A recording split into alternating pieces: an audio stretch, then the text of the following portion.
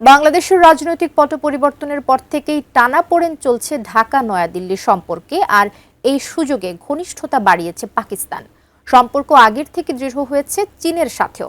ঢাকার সাথে ইসলামাবাদ বেইজিং এর এমন ঘনিষ্ঠতায় শুরু থেকেই উদ্বেগ দেখাচ্ছে ভারত। এমন পরিস্থিতিতে বাংলাদেশ নিয়ে নতুন করে অবস্থান জানালো দেশটি। বিস্তারিত জানাচ্ছেন তৌফিকুল ইসলাম আশিক।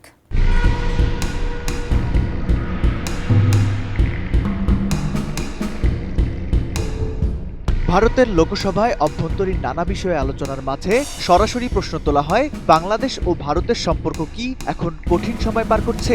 আর এই সুযোগে পাকিস্তান কি ভারত বিরোধী কোনো তৎপরতা চালাচ্ছে কিনা? জবাবে ভারতের পররাষ্ট্র প্রতিমন্ত্রী অত্যন্ত কৌশলী এবং দৃঢ় অবস্থান নেন। তিনি বলেন, প্রতিবেশী হিসেবে দুই দেশের মধ্যে ঐতিহাসিক, ভৌগোলিক ও ভাষাগত গভীর সম্পর্ক রয়েছে। তবে সবচেয়ে গুরুত্বপূর্ণ কথাটি ছিল পাকিস্তানের বিষয়ে। তিনি স্পষ্ট করে বলেন, বাংলাদেশের সঙ্গে ভারতের সম্পর্ক অন্য দেশগুলোর থেকে সম্পূর্ণ স্বাধীন, অর্থাৎ তৃতীয় কোনো দেশ চাইলেই এই দ্বিপাক্ষিক সম্পর্কে ফাটল ধরাতে পারবে না। দিল্লি এমন বার্তাই দিতে চেয়েছে।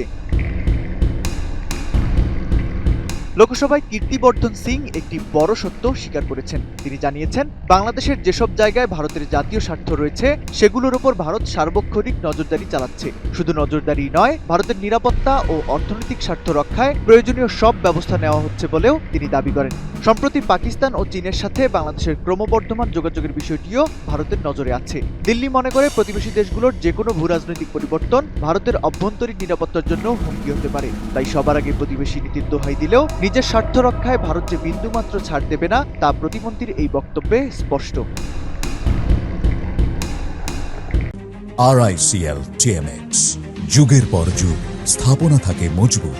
আলোচনায় উঠে আসে বাংলাদেশে বসবাসরত সংখ্যালঘু, বিশেষ করে হিন্দু সম্প্রদায়ের নিরাপত্তার বিষয়টিও। লোকসভায় প্রশ্ন করা হয়, সংখ্যালঘুদের সুরক্ষায় ভারত সরকার কোনো আলোচনা করেছে কিনা। জবাবে প্রতিমন্ত্রী জানান, ভারত ধারাবাহিকভাবে বাংলাদেশ সরকারের কাছে বিষয়টি উত্থাপন করে আসছে। প্রধানমন্ত্রী নরেন্দ্র মোদী নিজে এবং পররাষ্ট্রমন্ত্রী এস জয়শঙ্কর গত বছরের আগস্ট পরবর্তী সময়ে বাংলাদেশের পররাষ্ট্র উপদেষ্টা তৌহিদ হোসেনের সাথে বৈঠকে এই নিরাপত্তা নিশ্চিত করার তাগিদ দিয়েছেন। ভারত বোঝাতে চেয়েছে যে বাংলাদেশের সংখ্যালঘুদের নিরাপত্তা তাদের কাছে একটি অগ্রাধিকারমূলক বিষয় এবং এ নিয়ে ঢাকার উপর কূটনৈতিক চাপ অব্যাহত রেখেছে।